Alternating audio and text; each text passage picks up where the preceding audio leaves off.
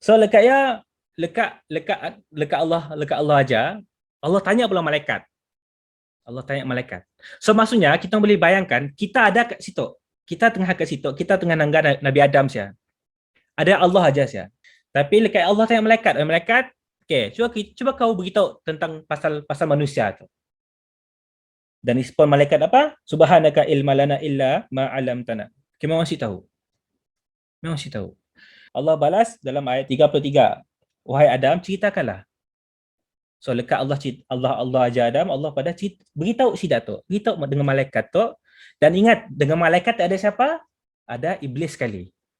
So iblis dengar tu. So Nabi Adam pun ceritakan. Ceritakan semua tadi pasal manusia. Nyatok si fulan tok nya kedak tok. Nya baik tapi kadang-kadang nya cepat marah sikit.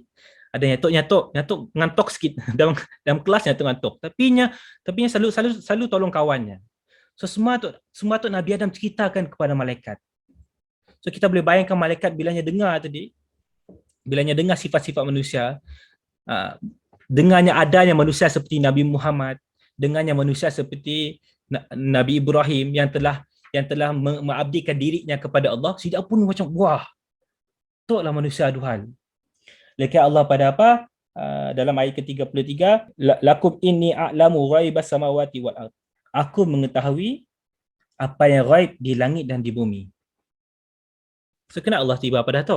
Padahal kita tengah cakap pasal manusia kan? Allah mengetahui apa yang di langit dan apa yang kat bumi. So apa Allah cerita pasal dua benda tu? So manusia hanya ada dua benda.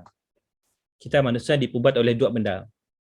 Yang pertama adalah dari bumi tok tanah. Dari bumi tok tanah dan daripada langit ada roh yang Allah beri. So Allah beritahu, Allah tahu rahsia tu. Rahsia roh dan rahsia tanah. Bila digabungkan, Allah tahu rahsianya. So, apa yang kami cerita sebenarnya? Kami mau berbalik kepada apa yang malaikat persoalkan tadi. Malaikat persoalkan, ya Allah, kenapa kamu ciptakan? Kenapa kamu hantar sedangkan manusia tu tidak akan pula kerosakan dan pembunuhan. So ada dua benda yang saya padahkan, kerosakan dan pembunuhan. Kalau kita perhatikan apa yang daripada malaikat tu, betul ke sih? Betul sih daripada tidak? Kalau kita tengok sejarah manusia kan, betul kan? Macam betul. Kita sih belum tengok jauh. Tengok je anak Nabi Adam. Anak Nabi Adam, apa yang pula? Bunuh. Belum apa-apa lagi, dah bunuh dah. Dah bunuh dah adik-beradik. So, bayangkan kalau kita kan, kalau kita malaikat, aku dapat darah. Aku dapat darah si Datuk. Okay, tapi ya dalam konteks yang lebih kecil kan. Antara kisah pertama diceritakan dalam Surah Al-Baqarah adalah kisah Nabi Adam. Nah, kisah Nabi Adam, kisah seorang Nabi, seorang bapa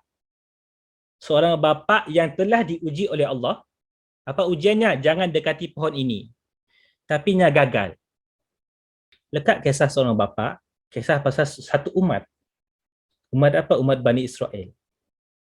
Bani Israel tu, Bani Israel. Bila kita cakap pasal Bani Israel, ini adalah contoh yang paling bagus, contoh yang gagal. Sidak yang mengubah kitab. Sidak yang membunuh Nabi. Sidak yang pola kerosakan. Iblis salah apa dosa ataupun kesalahan iblis apa? Dia simak sujudkan. Bani Israel dalam surah Baqarah Allah cerita sidak rukuk pun simak. Bani Israel rukuk pun simak. Belum pergi sujud, rukuk pun simak Allah cerita. So Bani Israel itu adalah paling teruk lah. So berbalik kepada persoalan ataupun persoalan iblis, persoalan malaikat tadi, ya Allah, tidak tu akan pola kerosakan dan akan pola pembunuhan. Maka bukti yang paling jelas adalah Bani Israel sendiri. Satu umat tu yang telah pola satu kerosakan. Dalam Bani Israel tu dah diberi macam-macam kan. Dah nampak nikmat depan mata, Allah selamatkan sidak, dah nampak laut terbelah, dah beri macam-macam Nabi, tapi still sidak tu lah yang paling pola kerosakan. Tapi Allah tahu apa yang ada di langit dan di bumi. So sebenarnya apa peranan kita sebenarnya? Bila kita dengar kisah tu, bila ambil begitu kisah tu, apa yang saya sampaikan adalah kita sebenarnya adalah bukti yang manusia tu boleh jadi lebih baik. Bila Allah padah, Allah tahu rahsia apa rahsia ada di bumi, kita sepatutnya yang menjadi bukti ya. Kita yang sepatutnya jadi asbab malaikat wow tadi.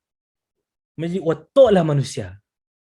So, sebelum tu kalau kita tengok sejarah sejarah manusia, malaikat betul kan? Malaikat betul. Kita pula kerosakan, kita pula pembunuhan macam-macam. Kita bermusuhan. Tapi datangnya umat Nabi Muhammad untuk buktikan malaikat tak salah.